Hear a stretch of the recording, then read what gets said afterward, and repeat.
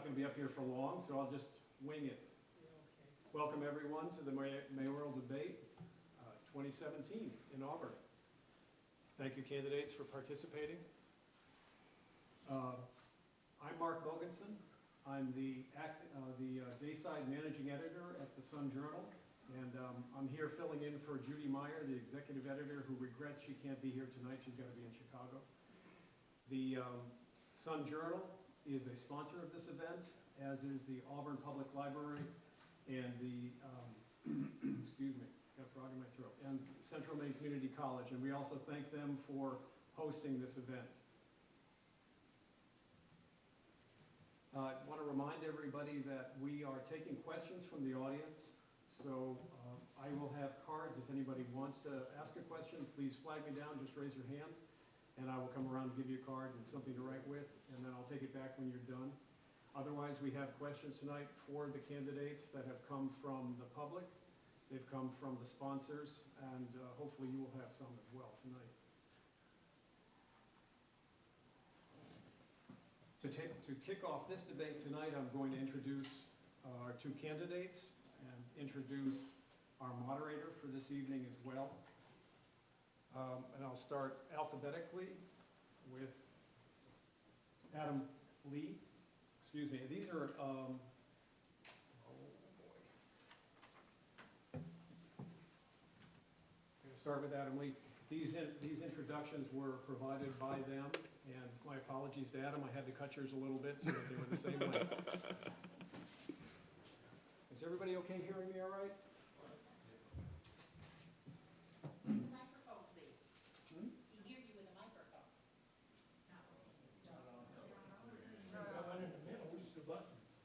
I'm only going to be up here shortly, thank goodness.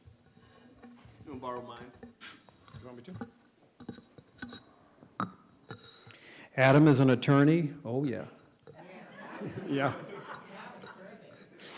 Adam is an attorney at Trafton, Matson, Bellow, and Frenette, focused on municipal and general civil litigation, and is the Ward 4 City Councilor. Before that, he was the primary litigation attorney for Portland, working with code enforcement, housing, safety, the fire department, the Zoning Board of Appeals, and Public Safety Committee. Adam and his wife, Heidi, are deeply involved in volunteerism in the community. Adam was paired with his little brother by big brothers and big sisters of Androscoggin County when his little brother was 9. They are proud to report he's now a freshman in college. Adam has coached the Edward Little debate team, volunteered at the YMCA. He's volunteered for Auburn Suburban Little League and on the LA Triple Crown 5 committee. Our other candidate, Jason Levesque. Jason is a 5th-generation Auburn resident and proud member of the Edward Little class of '92. Jason attended college at West Virginia Wesleyan before joining the Army and serving 8 years in the infantry. Jason returned home to Auburn and started Argo Marketing Group from his living room couch in 2003. 14 years later, Argo has its headquarters in Lewiston and branch offices in Pittsfield, Maine, and Bogota, Colombia. Argo has been identified by Forbes magazine as one of the fastest growing companies in the country for 3 consecutive years.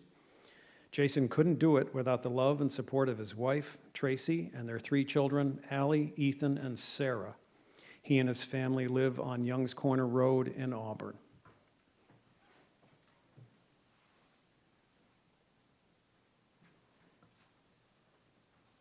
And our moderator for tonight is Dawn Hartill. By day, she is a security expert at TD Bank.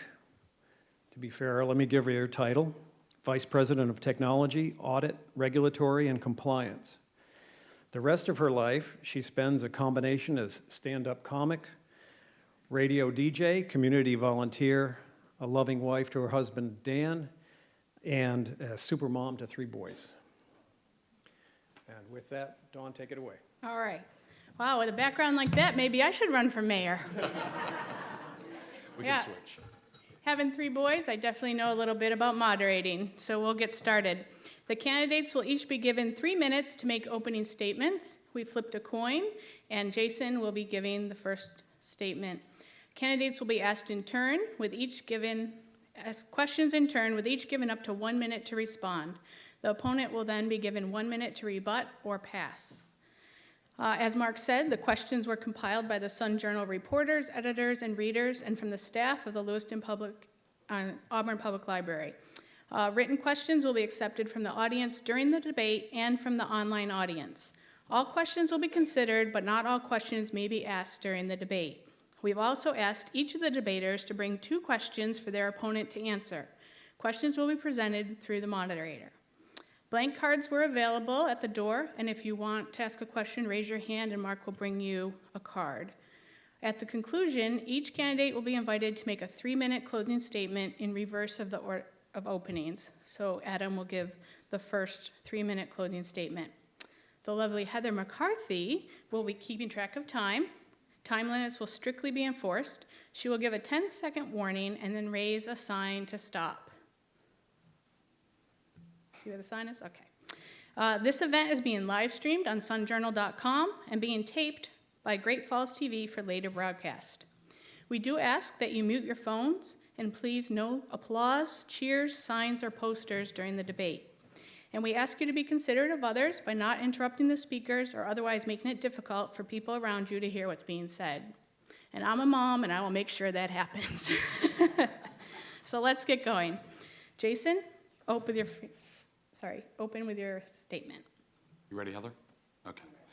Don, thank you very much, and Mark, thank you. Also, thanks to the Wilson Sun Journal, Central Maine Community College, and the Auburn Public Library for co-sponsoring this debate. I also want to thank everybody here that's in attendance. It really means a lot to me. I know it probably means a lot to Adam, too, to see so much civic participation in this process, because it truly is important. I do want to call out and give a special thanks, though, to my wife, Tracy, way up in the back, along with our 2 children, Ethan, 11, Sarah, 9.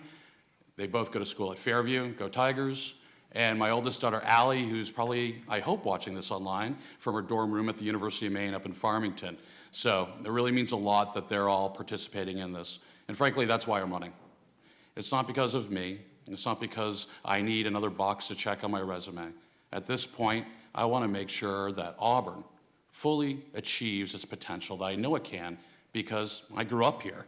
I understand that, and I believe with myself as mayor, we can actually make Auburn great. Stop. Thank you, Jason. And Adam, your opening statement? Sure. I'm running for mayor to restore trust and transparency to Auburn Hall. First and foremost, that means knowing what the job of the mayor is. The mayor in our charter is not somebody who runs the day-to-day operations of the city. That's the city manager. The mayor is not somebody who implements policy. That's the city council. The mayor's job is to be the liaison between those 2 groups, and more importantly, the liaison to the public. That means that the person in that job needs to be good at relationships. They need to be good at maintaining and fostering new relationships, and taking over and driving and leading when it comes to people heading in the right direction, even when they disagree. As an attorney, as a city councilor, and as a person, I've exhibited those skills, those qualities, and the temperament to make that happen. I look forward to this debate. I look forward to the opportunity to talk with Jason about these issues. And frankly, I wanted to thank him and everybody who's participating, because in being involved in the civic relations of the city is first and foremost what I think is important to this community. Thank you, Adam. Now we will begin with the submitted questions. The first topic of questions are around city council and government. Since Jason opened, Adam will have the first question. Adam, as mayor, how would you conduct city council meetings? I appreciate that. I think that one of the things that I've been talking about frequently when I'm out on the campaign trail, and what I've done with letters that I'm writing about how I would implement the duties of the city charter and the mayor's duties, is how I would conduct meetings. One thing that we have is we have open sessions at city council meetings. Those sessions aren't tremendously open. There's not an opportunity for the community to have a dialogue with the council. That's one thing that I want to do, is open up that opportunity for the public to ask councilors, to ask the mayor, to ask the city manager direct questions, and have those questions answered. We as a city council and the mayor's seat and the city generally needs to be better at interacting with the public, and the meetings are the best place to do that. Jason, your rebuttal? It's pretty simple. We have a great city charter. As mayor, I'll follow the city charter and its instructions on how to conduct meetings. But I also think that it's important to realize the great things that our past city council has done. But also understand that, yes, transparency needs to be an issue. And I would hope that, the current city councilors, and yourself included, Mr. Lee, who've been on the council would, strongly protest the fact that we've had so many executive sessions and really advocate for the people and let them know why these executive sessions are happening. Are they happening to keep something hidden? Are they happening in accordance with state law? Or are they just happening because the city council thinks it's more efficient? So I'd like to give you a chance to rebut on this, but as a current city councilor and a past city councilor, you are at the forefront of the lack of transparency that the people in Auburn, as you say, want to see. So how do we rectify that? I'd be pleased to rebut that. One of the things I've done as a city councilor is ensure that when we go into city council executive sessions, that is strict to the statute that we are going into executive session on. There have been times, and I don't want to disclose the contents of executive sessions because they're confidential, that I have shut the door when it comes to possibilities of continuing to have discussions that are outside of the aegis of the matter in which we went into executive session. Another issue that we've seen has been email deliberations by the city council, where there's the entire city council having a conversation about policy issues via email. I have been the one who has stepped up in those instances and said this cannot continue. We can't have these forms of deliberations because our deliberations should be public. Okay, we'll move on to the next question. Jason, you begin. How do you think the city could better respond to citizen concerns? I think we have some pretty good forums in place right now. We have to look at the fact that we elect city councilors by ward and elect a mayor to represent their needs. I first kind of take some lessons from the military and my own business career, where there's kind of a chain of command and a chain of respect, if you would, where citizens should be reaching out to their ward city councilors, and those messages should be coming up to the entire council to be deliberated on. As mayor, I want to make sure I'm open, available. I'm pretty open and available now, whether it be at soccer events or school activities or in the community conducting business. And those are opportunities for me to reach out to the people, and for the people to reach out to me. It should be a proactive and a two-way street. So communication happens in a variety of mediums, whether it be electronic, face-to-face, in written form. And they're also conducted in multiple levels, councilors and with the mayor. So I'd encourage that process, and I'd encourage everybody here in this room and at home watching to keep reaching out to their councilors and their mayor, hopefully me, in order to make sure that their messages are heard. Adam, how do you think the city could better respond to citizen concerns? Certainly, as a city councilor, I have what I call conversations with a councilor, which are usually held at area restaurants. I've done a few in parks. I invite the entirety of Ward 4 to come and talk to me about city issues. I think that that's essential for a city councilor to do. As mayor, I intend to continue those conversations and have them be open to citywide conversation. I think being open to that discussion is essential for the job of the mayor to be performed correctly. Additionally, I propose that under the charter, one of the things that we can do is appoint committees. What I've discussed is having a neighborhood mayor's committee, which gives me contacts as the first line of response to the mayor, the first line of communication to the mayor, a group of people that will represent the individual neighborhoods that make Auburn great.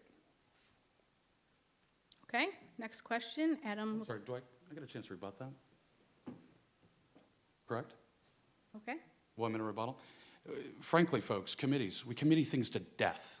If anybody wants a good laugh, go on the Auburn website right now and look at all the committees that we currently have. Look at how often these committees meet. Are you telling me that just by forming a committee, we can have open and honest transparency in government? You can committee things so nothing ever gets done. What we need to do in the city is do something. We need to keep moving Auburn forward as an independent, strong, and vital community. We don't do that in committee. We do it with leadership. Do I get to rebut now? Briefly, I think there is some truth to the fact that there are far too many committees in the city of Auburn. However, having a committee that is rooted in conversations with members of the community, residents of the community, and not guided by staff is an essential component of the mayor's ability to converse with the neighborhoods and to converse with the residents. Okay, there are some questions about the rules, so I'll ask this of Mark. Candidate is asked a question in turn, and the opponent has 1 minute to rebut. After rebuttal is another rebuttal allowed. It sounds like the more that we can interact, the Okay. better up to a point. So it feels good if there's I know a lot of these questions are direct, you answer, and then Adam answers. Mark, why don't we keep the secondary rebuttal down to 30 seconds? It should be all that's needed. That way we can keep the process moving. Fair? Okay. Okay. And then the tertiary rebuttal will be 15 seconds. And it keeps going on. And then 10 and 5. Yeah, I'm not a I'm lawyer, kidding, so I'm I can't kidding, keep I'm track of all kidding. that Give stuff, me a pen. folks.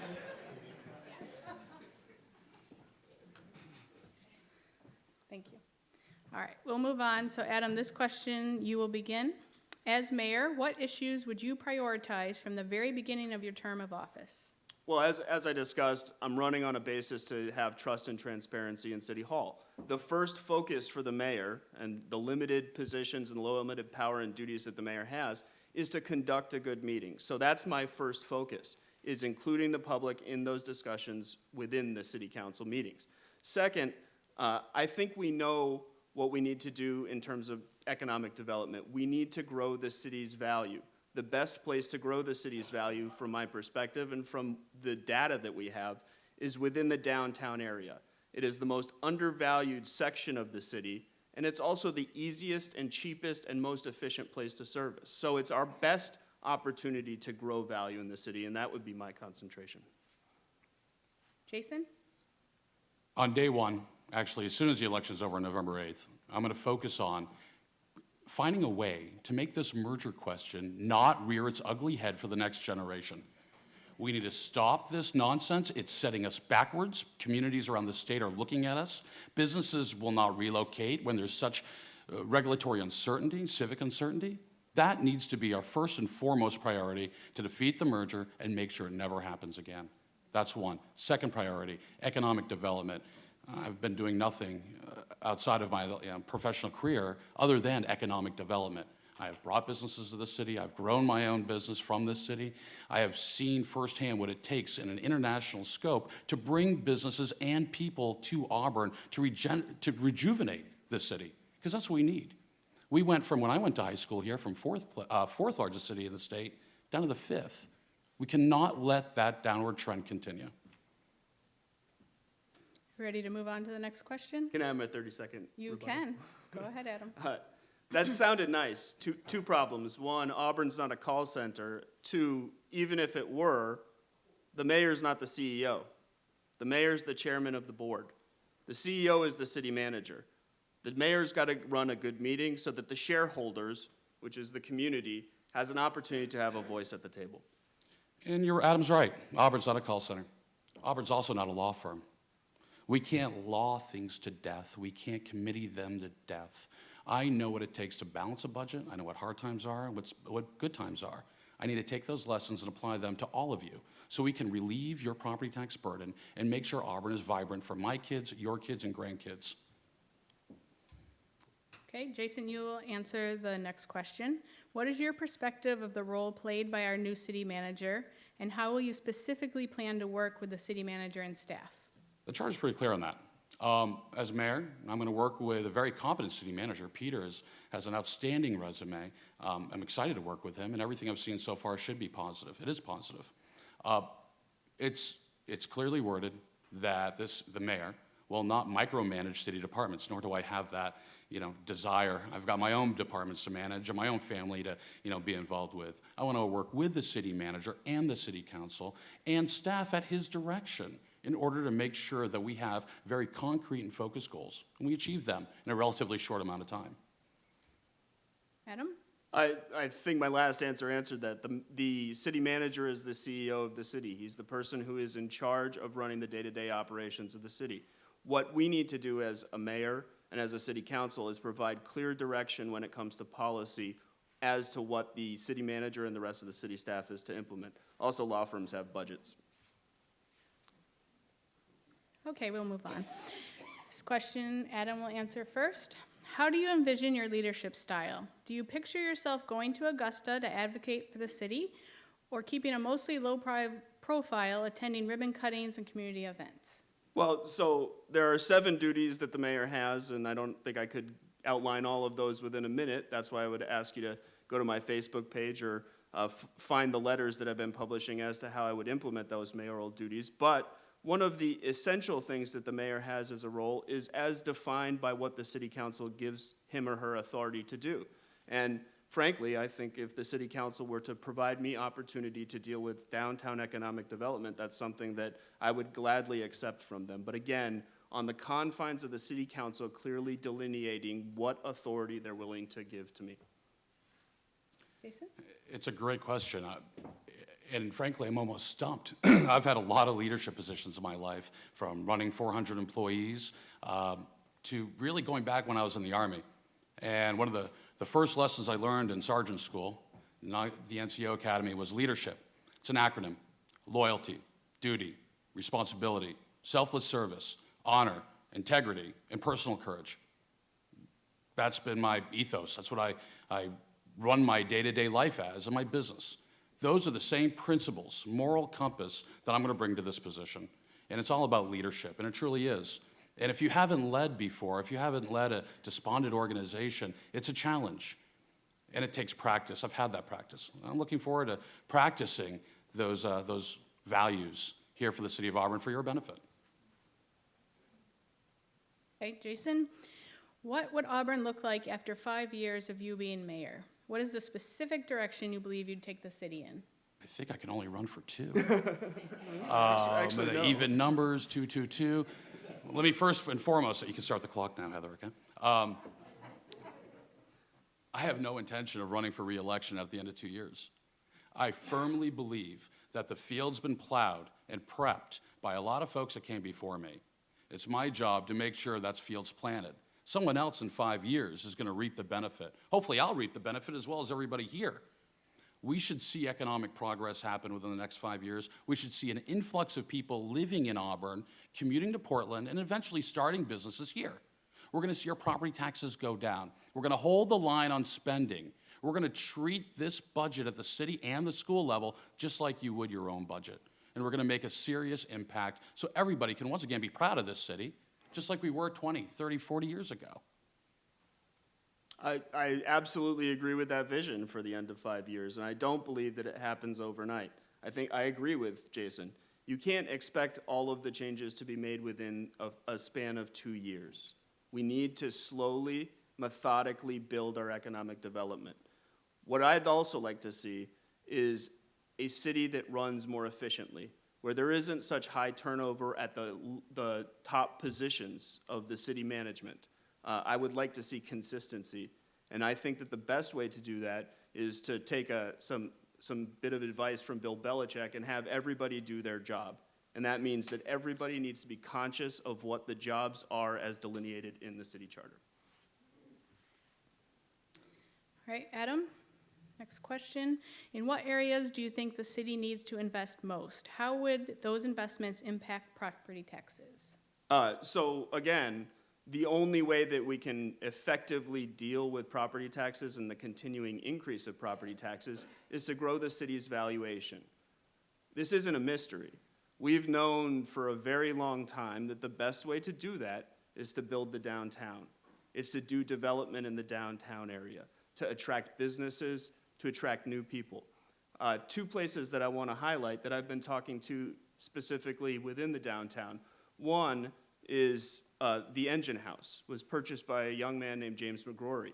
He has an excellent vision for what we can do in a place like that. We can bring young people. He was a tattoo artist in Portland.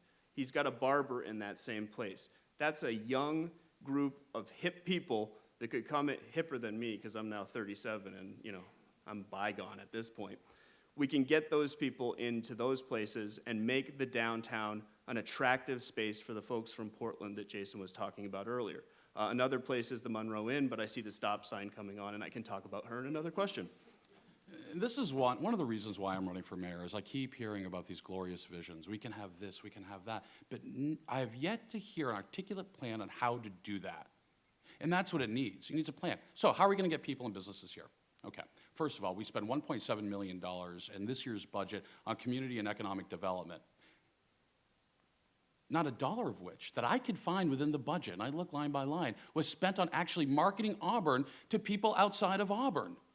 So if a tree falls in a forest and no one's there to hear it, does it actually make a noise? All the great things that we have, all the assets in the city, from our lakes to our skiing, to our golf, to our people, our community schools, and the very history of the city, needs to be promoted so people hear it. I'm tired of my friends down in Portland going, I can't afford to live in Portland, I need to move to the suburbs, I'm gonna go to Gorham or Windham or Biddeford, but they never look north. But the reason is, we have not done a sufficient job marketing our assets to people who are looking to move or looking to relocate here. And it has to be a huge priority for us. And that is the plan to boost economic development. Got you, Heather.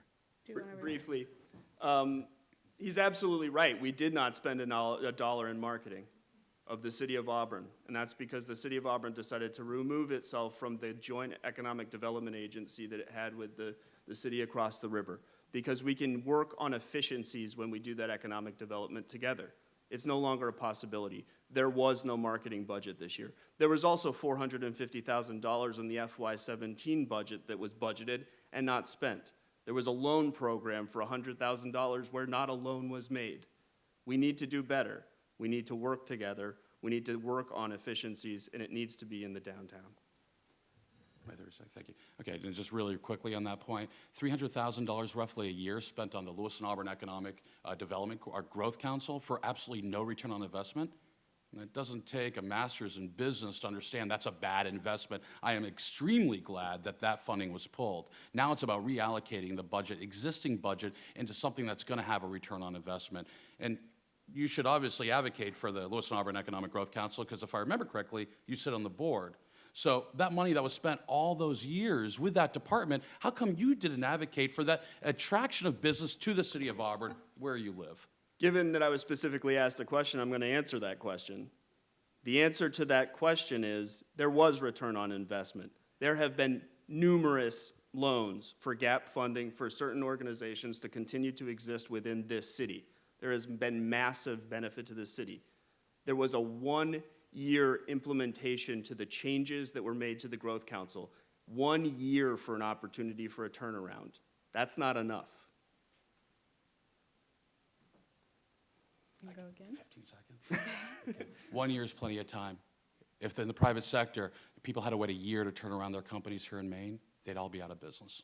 It doesn't take a year to change something. It takes the right leadership and the right focus and the experience.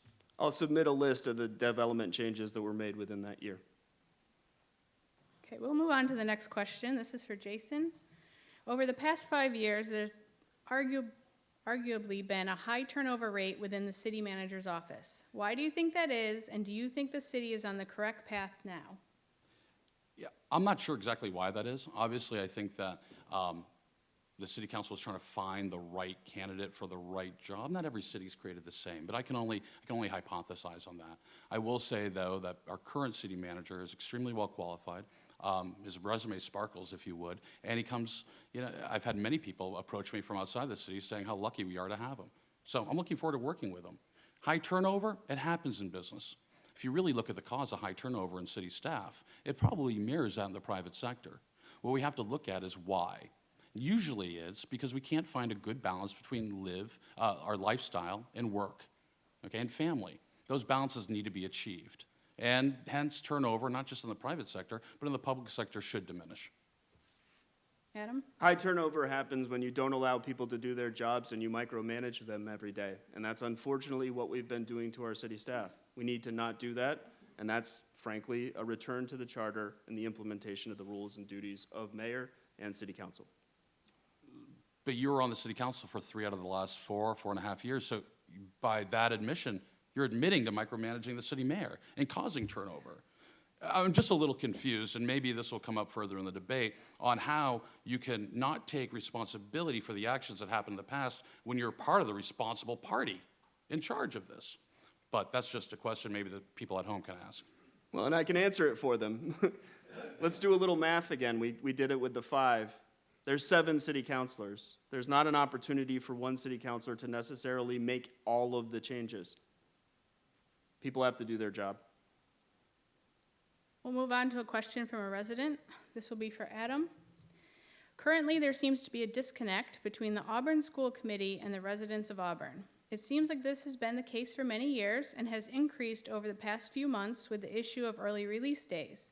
As mayor, how do you feel you could help bridge this gap?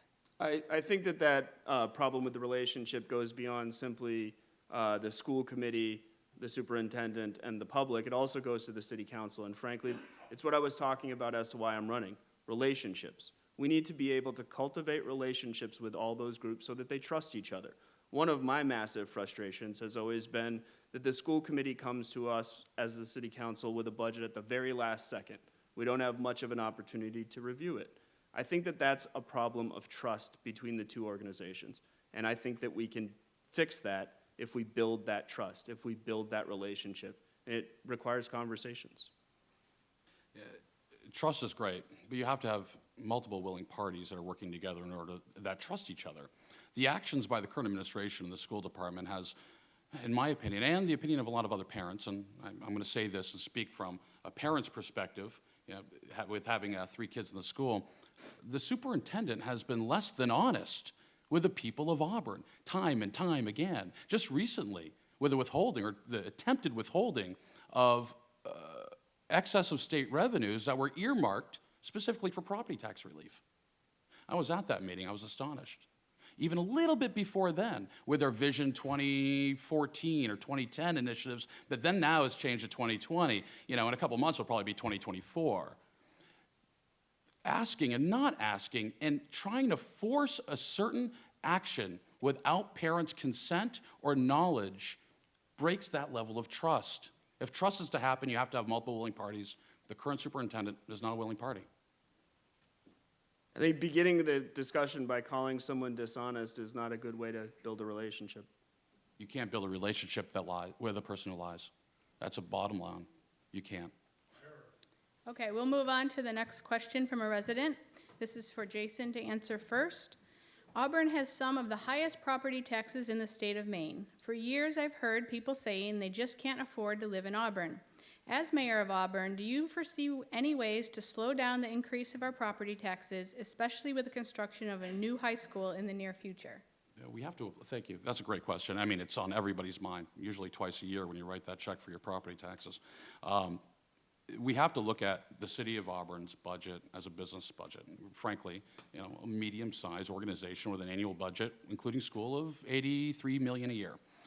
This budget needs to be taken with considerate care. We have to hold the line on spending or an increase so it doesn't exceed, which it currently is, exceeding the rate of inflation. That's first and foremost. Second, we have to look at what parts of our budget is going to produce a return on investment to overall lower the property taxes in the subsequent years. So if we're not spending money smartly on something that will proactively lower our property tax or otherwise lower the cost of living for our residents, we're failing ourselves and we're fooling ourselves and kicking the can down the road, so to speak, for the next city council or the next mayor. Well, anyone who tells you that they can decrease property taxes next year is not being honest with you. You're not going to decrease property taxes next year. It's truth. I'm not going to lie to you. You can't. But what you can do is grow the value in the future. You can reduce taxes years from now. You can build opportunities for the reduction of taxes. You can also implement programs to make sure that those who are hardest hit by increased of taxes aren't affected. You can give them an opportunity to defer their taxation or a portion of their taxation until later, so that we have an opportunity for people to not be displaced, but an opportunity to grow. So basically kicking the can down the road for someone else or yourself to take care of it or some other city council or mayor to make up the shortage. And yes, we need property tax now. Ask yourselves, can you afford another $300, $400, $500 a year? What's going to give? Can you go to your boss and say, I need a $500 a year raise because my property taxes just went up? Probably not. We need to take a proactive step today, now. We can't wait 2, 3, 5 years. I know you probably can't wait. I know my wife can't wait. This is something that needs to be addressed. And if we push it down and think that everybody's going to be fine by just kicking it down a little bit, it will get better in the future, it's okay. We're doing everybody in this city a dishonesty. I don't think I said kick anything down the road. I said there's an immediacy that needs to happen when it comes to growing the valuation of this city. That is the immediate need. It's dishonest to say that you are not going to increase taxes next year. So each candidate was allowed to submit 2 questions to ask to the other candidate. We'll do 1 question from each right now. Adam, this question is for you from Jason. As mayor, you must have a deep commitment and respect for Auburn's past and future. How could you then be supportive of the destruction of the very thing you are supposed to represent? It's not a loaded question at all. Was I supposed to be easy on you? You're a lawyer, you should be used to this. Usually I get to ask the questions rather than have the questions asked of me. I support the consolidation. I'm going to be voting for the consolidation. That's not a reason to vote against me.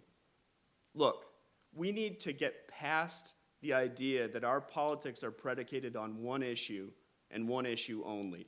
We need to be able to see that if we have one place where we disagree, we can work together on all the things on which we do agree. I had a beer with a good friend of mine, Jim Hawanek, from Colac last night. He's been a friend of mine for about a decade. And he told me that I could offer this tonight. He supports me. Why? Because one issue does not construct this city. One issue does not construct this community. We need to be able to work together, and selecting good leaders is the most immediate way to do that. Doesn't Jim live in Lewiston? So Adam's question for Jason is, if you are elected mayor and the voters approve consolidation, will you utilize your office to prevent implementation of the consolidation? I'll say this right now. I can't in good faith lead a city that is on the road to destruction. I would have a hard time going to work every day knowing that my 2 years, my whole entire term is going to be focused, not outward building a great city, but focused inward on how we consolidate departments. I honestly don't know how someone with my, I guess, kind of personality can rectify that. So, yes, if elected mayor and if the merger was approved, I would do everything in my power to stop it from happening. I'd like everybody to hear what he just said. He said he would work against the will of the voters. Thankfully, you have to be, you can't, if I could have a follow-up on this, this is important. This is really the crux of this entire election. How can you give your heart and soul to something to represent and lead if on one side of your mouth you're saying, I want it to go away? You can't. If you're either in it or you're not in it. You know, talk about Bill Belichick, do your job. The job is to represent Auburn. The job is to lead this city, and you can't do that if you advocate for its destruction. Your job is to represent what the voters say, and if the voters approve the merger, you have to implement the merger. Fair enough, Adam. However, if the the corollary- voters approve the merger and I'm elected mayor, I will not take the seat. Okay, as I a don't think reminder the to charter the provides audience, for that possibility. okay, we'll move on. As a reminder to the audience, no cheering, applause, or shouting at the stage. We'll move on to economic development. This first question will be for Adam. There's been years of discussion of how to best support and sustain the city's large agricultural zone. How do you believe the city can best address this? Is the city on the right track with its current study? Well, so there's a study that's going to be happening, and so that study is now going to happen. I was initially opposed because I didn't think we needed to have an extensive study go on to tell us what we need to do in the agricultural zone. We have a few things that are preventing people from moving into that agricultural zone and developing it properly. We could make those changes without need for the study. One of them is that we have a requirement that for someone to build a house there, they need to be making 50% of their income from the agricultural use of the property. That prevents somebody who wants to get into farming. And that's a change that we could make tomorrow. That's a way that we could get people to the agricultural area, which is a good way for us to develop this city. Jason? I don't disagree. I'm actually looking forward to seeing the actual study about the proposed rezoning of Auburn. I think we have a lot of potential. We have a large geographical size. We have great assets. We need to make sure that those are, very consciously though, utilized to the best benefit of everybody here, or excuse me, everybody in the city of Auburn. So redeveloping or rezoning some land, if it does make sense, absolutely, I'd support it. Okay, we'll move on to the next question. Jason, recently the city passed a zoning amendment that will make it easier for the city's 4 major recreational areas, 3 golf courses in Lost Valley, to develop condos or hotel accommodations. Do you think this decision, or the decisions like these, are putting Auburn on the right economic development path? I do. And let me explain why. So giving people the ability to have like businesses co-located with their primary business, condos on a golf course, for example, makes sense. Now, we do, thankfully, have a very competent planning board. Those types of projects have to come in front of the planning board for approval, public comment, or non-approval, or modification. We need to make sure that the city council, and again, in my opinion, they did the right thing by opening this up and allowing these projects to come to the planning board, to have a full vetting process, and to see if it makes sense. And absolutely, anything that touts our sports industry, or here in Auburn, is a great thing. Adam? Here's what doesn't make sense. Having an agricultural study that you know is going to happen and making that move before the agricultural study occurs. Looking at dozens of neighbors who are opposed to that possibility and saying, don't have the agricultural study push through this zoning amendment. That's why I voted against it. Let me just real quick, 30-second rebuttal on that one. See, we come from 2 different worlds. It might be obvious to everybody. I know it's obvious to me. Lawyer, wait, take your time. We've got something going. The business world can't wait. Money is fluid. If money doesn't go here, money goes someplace else. If we don't catch that economic engine ball, someone else is going to catch it. So we need to be going. And yes, I don't think anybody on the city council who voted for that wanted to usurp the process. They wanted to open up the ability to get this economic engine kickstarted today so you could have property tax relief tomorrow and not next decade. That method of thinking has led to scattered development that doesn't make any sense for the city of Auburn. What development? I haven't seen development in years. Precisely. Okay, we're going to move on to a question from the member of the audience. This will be for Adam. How green are you, and what are your feelings on the outdoors in Auburn? How green am I? I think that's a question about environmentalism. I went to Vermont Law School, which is the #1 environmental law school in the country. I believe that that's one of the ways that we can have an economic driver for the community, as well as a sustainable driver for the community, and something that will attract people to move here. Jason? I like trees. I like clean water. I like to drink it. We have some great assets. I've said it before. We have some beautiful green space, we really do. But green space and development can happily coexist. It happens all over the country. I don't think anyone on this stage, I know I don't want to speak for Adam. I didn't go to university. I think I've been to Vermont once. Nice state, pretty green. I think Maine's better. We don't have to sacrifice our natural resources for the sake of economic development. They both can happen together, and they both should. And frankly, look at Lost Valley. The whistling, anybody remember the old song? I can't mock it, but the old whistling tune on the TV commercials. That was filmed through a bunch of beautiful trees, most of which are still there. Okay, so we can have development and we can have a beautiful natural environment at the same time. I absolutely agree. Jason? But do you know the whistling song? Come on, because it's sticking in my head now, and I can't get it out. If anyone knows it, please see me after I was the debate. waiting for you to whistle. Okay. Okay, Jason, where do you stand on funding for the Lewiston-Auburn Economic Growth Council, and do you think Auburn made the right decision to pull its funding? Auburn absolutely made the right decision to pull its funding, and no, we should not fund Lewiston-Auburn Economic Growth Council. We should be funding our own Auburn Growth Department and focusing on marketing, and I can't wait to get involved with that because it's something that I know a little bit about. So. Adam? It was the wrong decision because it put us behind 2 years. We haven't done anything, as we've indicated, in terms of development because we got rid of the Growth Council, and we haven't been working on economic development with the city of Lewiston. I don't think there's going to be a possibility for the LAEGC to be the economic development growth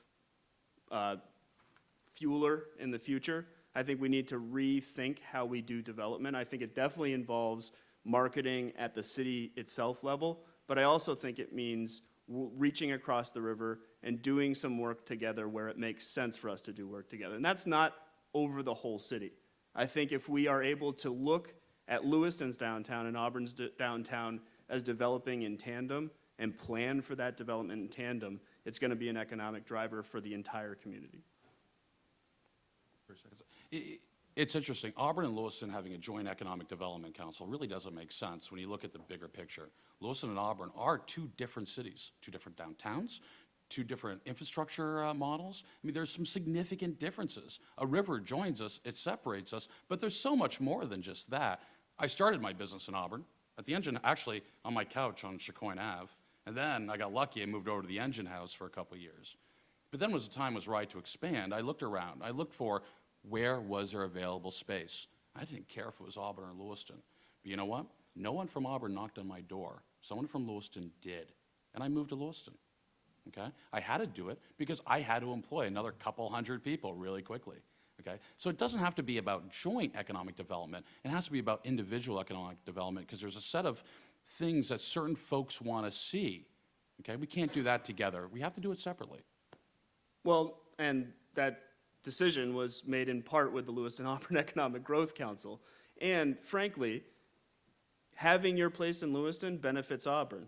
Having your business in Auburn benefits Lewiston. You have employees who are working in Lewiston who are from Auburn. You're from Auburn, your business is located in Lewiston. You know, that's actually, I never thought about that.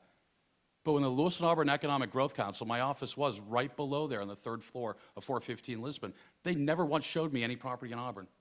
They wanted to rent their 5,000 vacant square feet to me. Huh, thanks. I totally forgot about that. Okay. Okay, point taken. I want to reiterate the fact that we should not refund LAEGC ever again. We'll move on to a question from a resident. Adam, you'll begin. How can we repair the damage done to our downtown that occurred during the urban renewal era of the 60s and 70s so it begins to return to its vibrant former self? It's going to take chipping away, and frankly, it's going to take step by step working on the great spaces that we have down there. You know, I brought up the engine house earlier. That's one of those places that if we have activity there, if we have actual foot traffic there, that's going to necessarily slow down the traffic. We may also need to take some other steps when it comes to increasing pedestrian walkways, making crosswalks larger, making them raised beds so that we can slow down traffic and generate foot traffic there. We should stop looking at the development of our downtown as only for vehicles. We need bicycles and we need pedestrians as well. We have a lot of plans. We've got a lot of committees, but we also have a lot of plans. The comprehensive plan in 1998, the downtown master plan, the New Auburn Village Center study, and more that I'm probably leaving off the list. All these plans talk about a lot of the same factors, and a lot of the things that Adam brought up. But what I'm not seeing here is, again, actionable items. How do you chunk this out? How do you get a public-private partnership, collaboration, to make certain things in these master or comprehensive plans reality? And that's where we're lacking. And we're lacking it because we lack the leadership and the focus and the ability to look at a big picture and chunk it into very small, doable, quick things that have a very positive impact today. We ready to move on? Yep. The next question is also from a resident. Jason, you will start. We continue to lose our best and brightest students and working families to the outside in search of better wages and jobs. How do you see us attracting them back again? This is something that I graduated from Edward Little, class of 92, go Eddies, beat Lewiston on Friday. But I left. I left for college. I couldn't wait to get out of here. I didn't come back after college. I joined the Army just to keep delaying and find something else. But I did come back here. And I personally had the realization that, you know what? Auburn is a great community. It's a great city. A fifth generation Auburn resident. There's something about keeping your roots in one place. We just have to let other people know this. We have to go out there and reach out to all those old Edward Little alum. Reach out to all those folks and say, you know what? Come on back. And let me tell you why. I'm glad you left. I'm glad you gained some valuable skills and education. But let's look at our low cost of homes here, plentiful real estate, quality of life, and let's get them back so they can actually build a future that their parents will be proud that they did. Carved out specific chunks, downtown economic development, and not warring with the school committee because developing good schools is the best way to attract people to this city. Okay. So the next topic we will start to discuss is the merger. But before we do that, Been already discussed it? we will go to one of the questions from each of the candidates. Adam, question to Jason. You've indicated that if elected mayor, you will enhance economic development. What specifically will you do, and where in the charter is the mayor provided the authority to do that? Oh, it's not. That's the problem. And I don't want to advocate to change the charter, but I want to work with a very competent city management team. When they get potential businesses to sit across the table, they want to have someone who actually understands what it's like to meet payroll, okay, to build a new business, to grow. I can talk that with them. I can give them my examples and my history, some of the learning, some of the pitfalls, so they can avoid that. I can also provide them with a sense of consistency. When you're building business, Adam, you want to be able to talk to your peers, not necessarily lawyers, because that's the first thing that pops up is, I got to pay this guy $400 an hour. I'm going to give this advice for free. I don't know what lawyers you're paying, but man, they're overcharging. Maybe I should go to your firm. It's really all about, having that dialogue and be able to attract.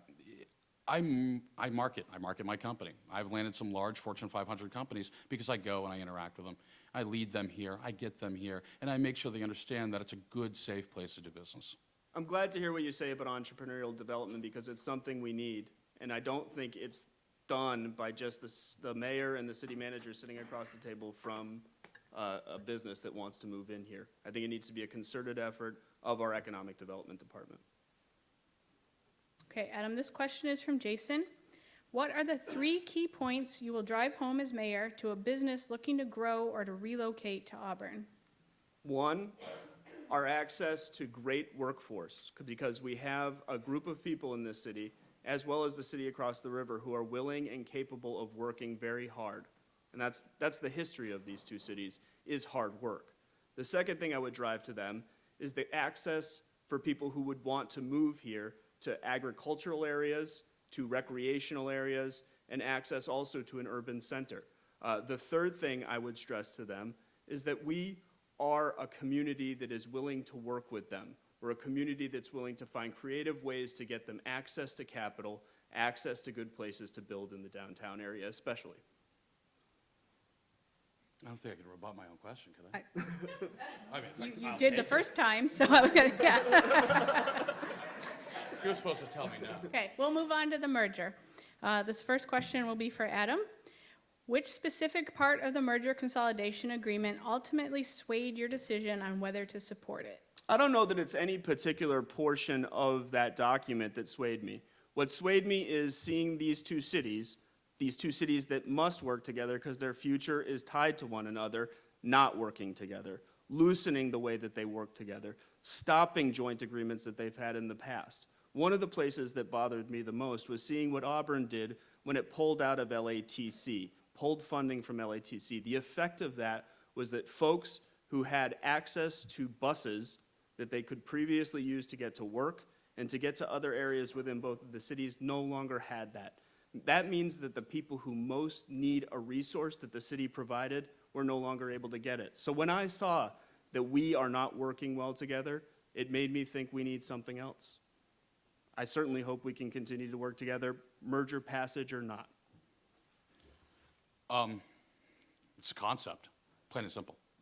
I've invested in Auburn. My mom invested in Auburn. Her mother invested in Auburn. Her mother invested in, father invested in Auburn. It's kind of a generational thing, okay? Just like everybody, well, most people in the city have invested in this city. I don't want to see that city go away. We have so many uniquenesses about Auburn that are awesome.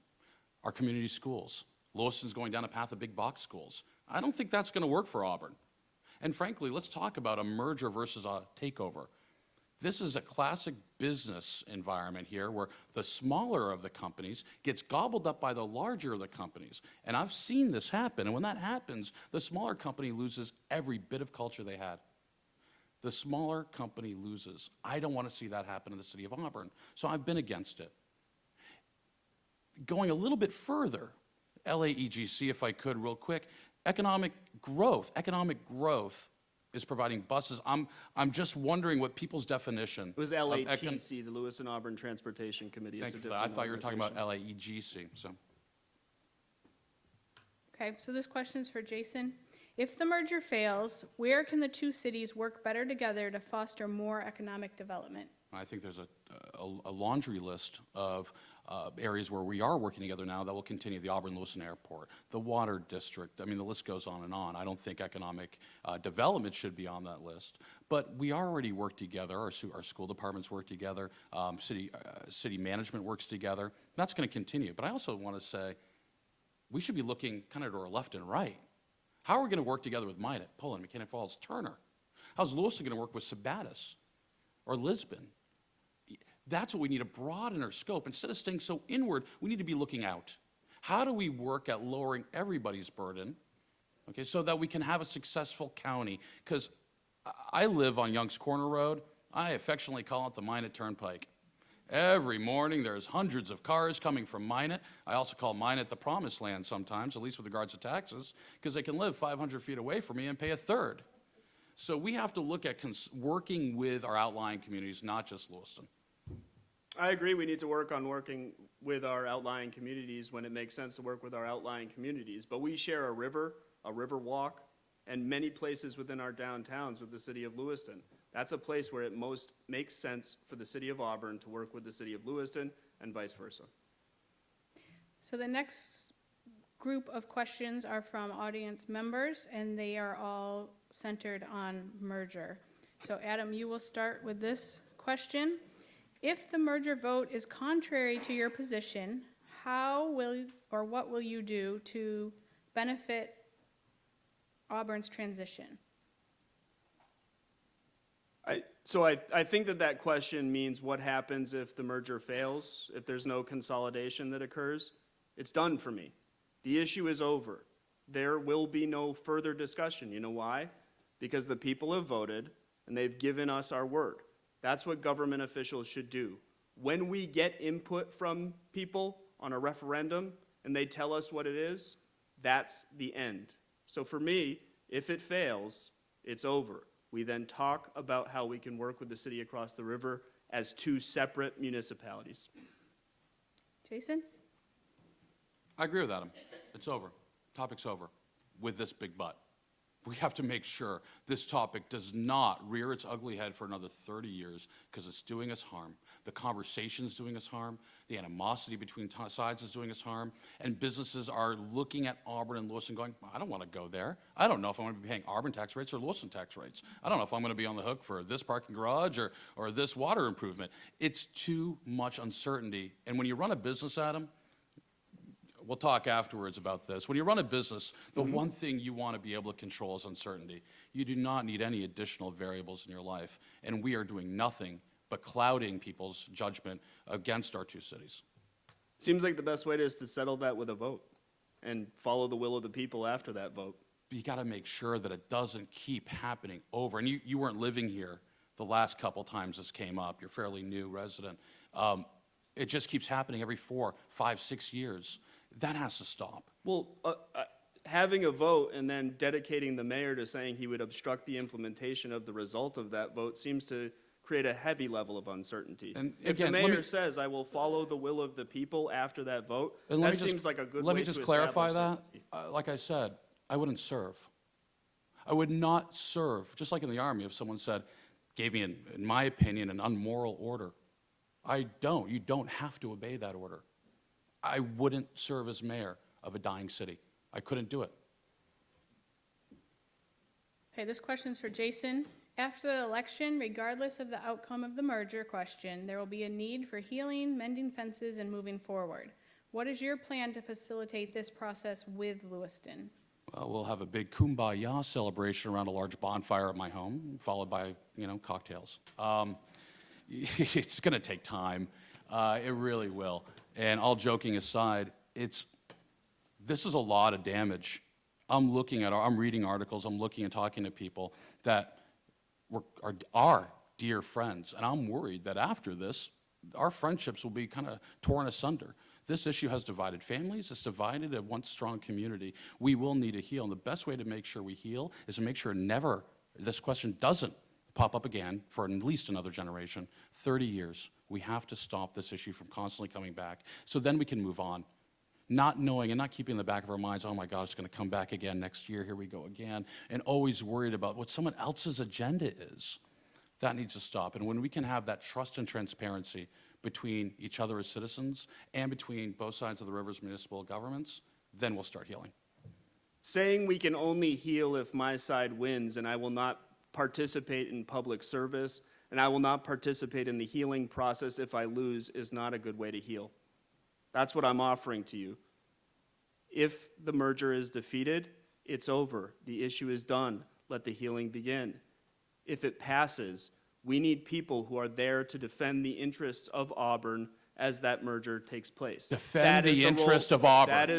And that is the role that I would play as mayor in the event that there is passage of the merger. So the mayor hypothetically post a positive merger vote, the mayor will be responsible for defending the interest of Auburn because we're being taken over. No, that's it.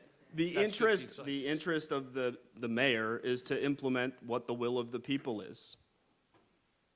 In the hypothetical that you've created, you've said that you will not allow that to be taken out if there isn't the will of the people that conjoins with what your perspective is. I don't think that that's good leadership. Okay, as a reminder to the candidates, you may not interrupt the other candidate while their time is going. When their time is up, you're offered rebuttal. The next question will be for Adam. It's similar to the previous question, but I'm going to ask it because it talks a little bit more about the tax base. Pass or fail, what will you do to help support the merger or to help Auburn move forward to ensure that Lewiston-Auburn prosper and continue to grow and build the tax base? Not sure I understand the question because there's two variables in it. Pass or fail, can you repeat it?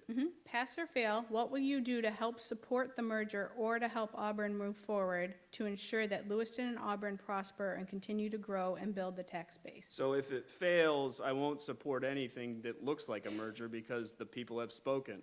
They have said they don't want to have the two cities consolidated. So with respect to merging, I won't look at anything in the future.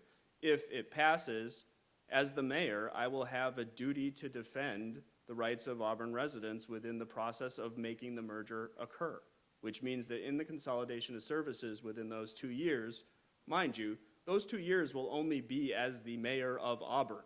There will be no consolidated Lewiston-Auburn within those first 2 years, so business partially as usual, but meaningful implementation of the merger process so as to protect the rights of the residents of the city of Auburn. Jason, do you want me to ask the question again?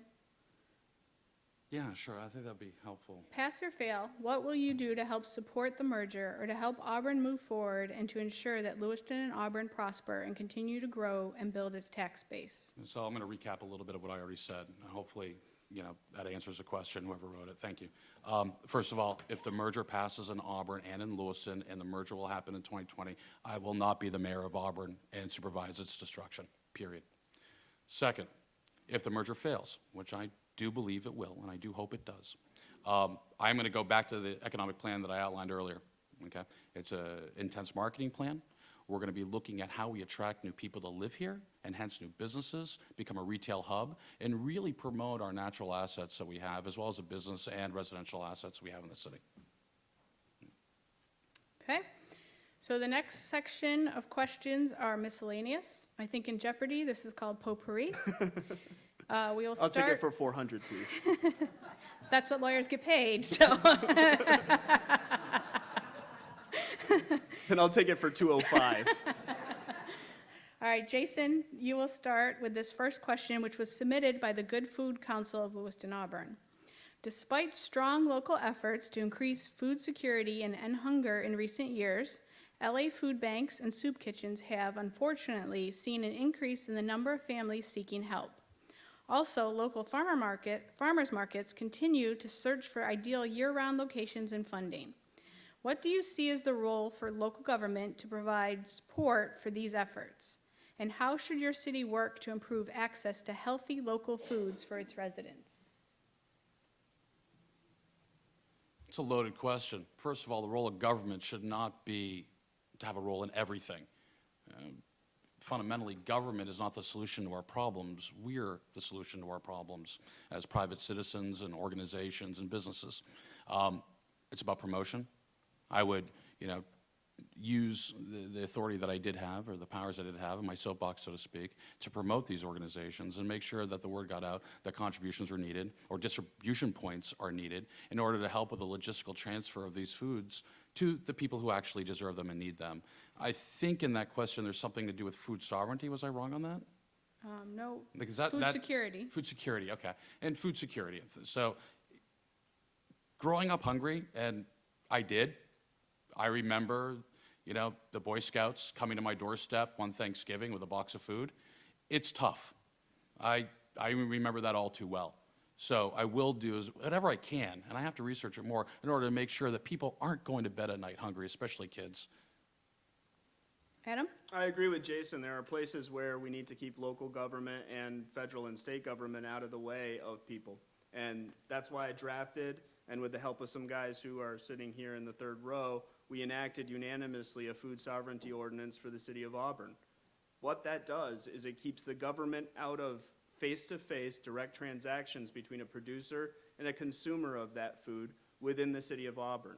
We don't need inspections for something like that. We can trust that individuals working together directly, producer to consumer, should be trusted. Okay, this question will start with Adam. In a related topic, Auburn recently passed a local food sovereignty ordinance following the implementation of a state law. But that is now being challenged. How should the city proceed? Well, the city should proceed to see what the actual issues are here. The federal government incorrectly is assuming that what that ordinance does and what the state statute enables is for cities to have transactions by a producer to consumers outside of the municipality. The federal government can only regulate interstate commerce. There's no interstate commerce that occurs between producers and consumers within the same municipal borders. What we should say is the federal government is wrong, and to the extent the state government tries to nullify the actions of the municipality, they're wrong too. It's almost a definition of anarchy if you think about it. I mean, if we don't like or we don't think the state government's moving fast enough, we don't like the decision, then we as a municipality can override that. And that keeps going up. It just seems like a trend lately with municipalities. I see that a lot down in Portland. So I'm a little concerned. With regards to food sovereignty, I absolutely support it. But I also think that we should be really talking to our state representatives in Augusta to make sure there's a comprehensive food sovereignty law that extends past the borders of Auburn, and Adam's point, is within the state of Maine. That's where this needs to happen. Auburn can't unilaterally make these decisions, in my opinion. I believe it's best to be made at the state level or at the federal level if it's in compliance with the U.S. Constitution. And I've been working with state representatives on this. One in particular is Eric Brakey, who believes that this is a liberty interest that we need for individuals, farmers within the municipal borders of the city of Auburn. Where there are places we can work together, we should all have opportunities to work together. This is one of them. Mark, do we have other audience questions? Thank you. Okay, this question is specifically for Jason Levesque, but Adam, you will have the opportunity to rebut. Understanding business needs can be a vital skill for any elected official. However, we see examples like Governor LePage and President Trump of why business people with no governing experience can struggle to understand the rules, regulations, and practices of governing. The result is highly ineffective progress. They've shown that business experience alone doesn't qualify someone for office. Please explain how you were different. First of all, I'm running for mayor, not governor, and God forbid, not president, okay? You do have to build political experience, I suppose, at some level. You don't have to, but it might be helpful. But what type of, you have to start somewhere. And there is no pecking order. There's no rules or where you start, where you don't start. I absolutely believe that being in business, being in the real world, making a payroll, understanding the pitfalls, understanding what it's like to, frankly, not take home a paycheck because you had to pay your employees instead of yourself, are vital to understanding how municipal government works. And more importantly, it's vital to understand how the citizens of the municipality actually live. So if you talk about experience, I wouldn't say that one experience is greater than another. Though I will say that a business experience probably trumps that of, let's say, a lawyer. That was this joke, Adam. You can laugh anytime you want.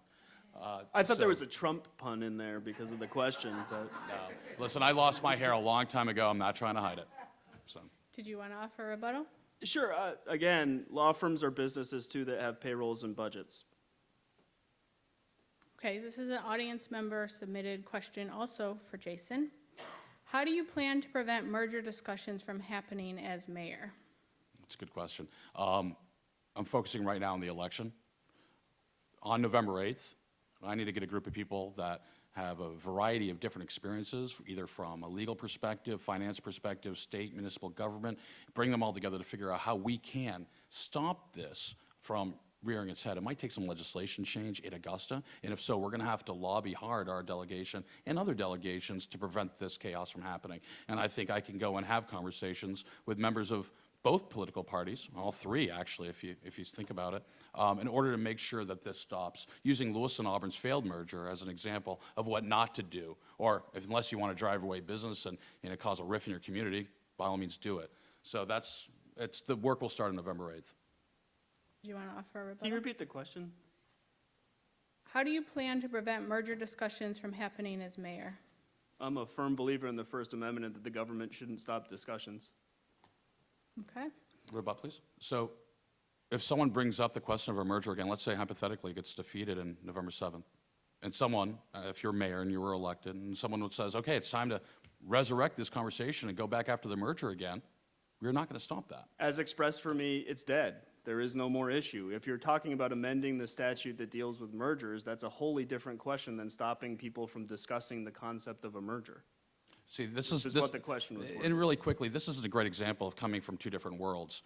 It's about being clear and spoken. 99% of the people of Auburn probably don't understand legalese. I know I'm having a hard time. What I want to understand is yes, no. Is it right? Is it wrong? Are we going to lower property taxes? Are we going to have economic development? And how we're going to do it? We got to keep it simple. And so just my little recommendation to everybody when you're looking at voting for folks this November, look for the person who actually can convey a message clearly and concisely. State statutes are written in legalese, so are municipal ordinances. It's a reality. So we've come to the end of our submitted questions, and each candidate is invited to make a 3-minute closing statement in reverse of the order of the openings. So since Jason opened, Adam will begin with a closing statement. Not to disappoint anybody, but I think we agreed to 1 minute instead of 3 minutes, right? I honestly can't remember. Sure. So there is a big difference between Jason and I when it comes to this election, but it's not the difference that he wants you to believe it is. He's asking you to vote for him based on 2 seconds in a private ballot box that will occur on the day of the election. I'm asking you to vote for me for mayor for the 730 days that I would serve in that term, regardless of the result of the merger vote. I believe in local government. And the reason I believe in local government, it's because it's a place where we can leave party and partisan politics at the water's edge and come together to solve community problems. I look forward to that opportunity to do that as your mayor. I've relished the opportunity as an Auburn City Councilor. Help me, allow me to continue to serve. Thank you. Jason? I want to be the next mayor of Auburn and not the last mayor of Auburn. I grew up in this city.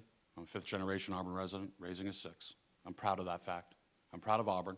I'm proud of what our future can hold in store. And we only need to look at the past, and a very proud past at that, of what Auburn has done and the work that's currently being done to know that Auburn can be a powerhouse in this region yet again. So I ask for everybody's vote on November 7th. I will represent you. I will be a leader. I'm not going to micromanage anything, or there's no boogeymans in the closet, so to speak. I just want to do what's right, and then I want to leave and let someone else do it. As the next mayor of Auburn, I actually look forward to seeing that day happen, hopefully in 2 years. So, again, I ask for your vote. The differences are different, or the differences are stark between my opponent and I. And I think that the people, who I have a lot of faith in, will make the right decisions on a number of very important issues come November 7th. All right, that brings us to our conclusion. Thank you to everyone for attending. Thank you to each of our candidates, Jason Levesque, Adam Lee. Thank you to the Sun Journal and to Great Falls TV. Have a good night.